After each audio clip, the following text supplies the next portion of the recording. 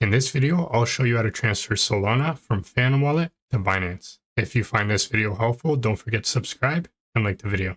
First thing you need to do is open up and log into your Phantom Wallet. After you've logged into your Phantom Wallet, we're going to go right over here and tap on Solana. Once you're on this page, you'll see a few options. You'll see receive, send, swap, and more. We're going to go right over here and tap on send. And right here where it says to, we need to enter in our deposit address for Binance for Solana. To do that, you're going to open up and log into your Binance account. If you don't already have a Binance account, I'll leave you a link down below in the description that will get you $100 in trading free credits.